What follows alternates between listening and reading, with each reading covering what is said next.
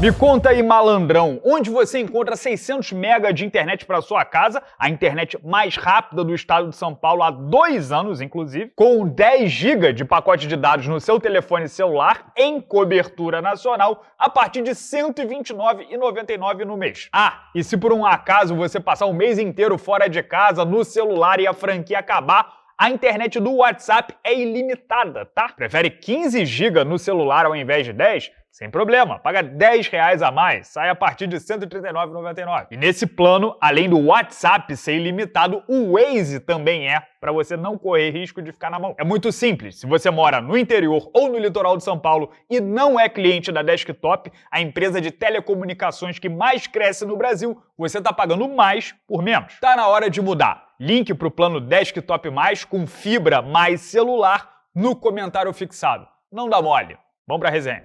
Pois é, o que eu vou falar? Hoje é dia de ouvir, não tem muito pra onde correr. Porque foi mais um expoente do Bellator que eu hypei, destaquei aqui no canal, que teve uma estreia no UFC pra lá de frustrante. Só que a frustração com o Aaron Pico foi um pouco diferente em comparação com Pat Mix e Patrice Pitbull. Esses dois campeões dominantes no peso pena e no peso galo do Bellator não lutaram, não mostraram nada na estreia. Foram meros telespectadores dos adversários Mário Bautista e Yair Rodrigues, Pantera. Pico não, foi o oposto, 100% pé no pedal, 100% aceleração. Sei que nesse momento ninguém vai ter boa vontade comigo, e justo, sem problema, faz parte. Mas no mesmo vídeo que hypei o Pico na quinta-feira, avisei que esse poderia ser um grande problema. Ele pode sofrer com esse impulso, essa ansiedade, essa falta de controle e estratégia no melhor estilo Michael Chandler. E é só lógica, sempre que você ataca, você também abre uma brecha na armadura, no sistema defensivo. Se você ataca 100% do tempo, ou perto disso, há muitas dessas brechas. E um adversário de alto nível, bem estudado, consciente,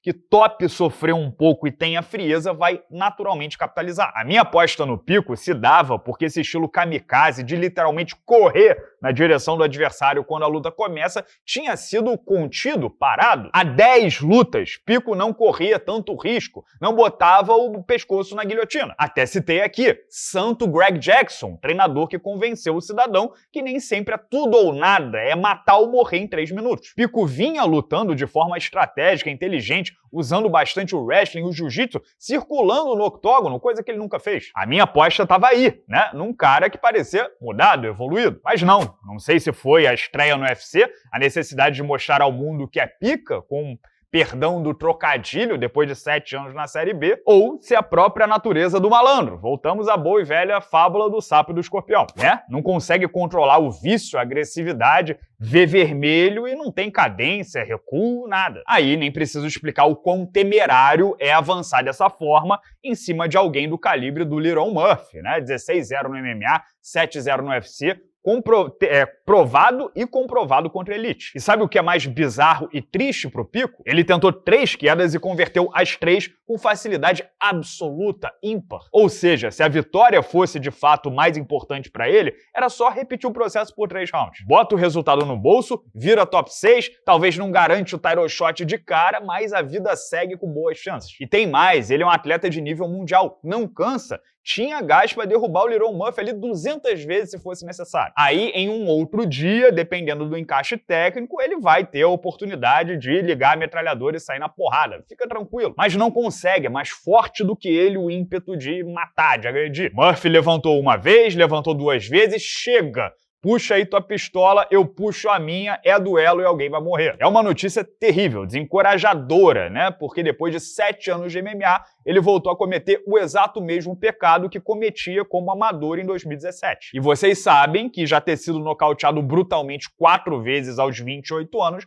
vai detonando aquela barrinha de energia, né? A juventude não segura tudo. Pico agora vai levar suspensão médica longa, não deve mais lutar em 2025 e quando voltar, pode ser que das duas uma. Ou veremos mais do mesmo, mais uma rolada de dados doida, ou alguém muito mais tímido, retraído, com freio de mão super puxado, né? Com medo de ser nocauteado de novo. nenhuma dessas versões é a ideal. Beleza, Lerone Murphy é invicto e top 6 por um motivo. Não tem muita gente ali do nível dele que seja capaz de suportar tanta pressão, aquelas bombas na linha de cintura com maturidade e frieza para achar o momento exato de uma cotovelada giratória perfeita no botão de liga e desliga. Tanto que o inglês pós-luta confessou que aquele foi o round mais difícil e doloroso de toda a carreira dele. O meu ponto é que no UFC temos outros ninjas com capacidade similar. Não dá pra ficar repetindo isso. No Bellator, com um nível mais baixo, ele já sofreu nocautes espetaculares. Esse foi o outro ponto que o inteligente Murphy abordou na entrevista. Pico é previsível. Ele já sabia que vinha um enorme grau de agressão na sua direção. Aí a gente volta lá pra escola, pra terceira lei de Newton. Toda força exercida por um corpo gera força igual e oposta sobre ele. Ação e reação. Murphy usou toda a energia do vagão desgovernado contra ele mesmo através do contragolpe. Eu acho uma pena, meio que talento desperdiçado, porque o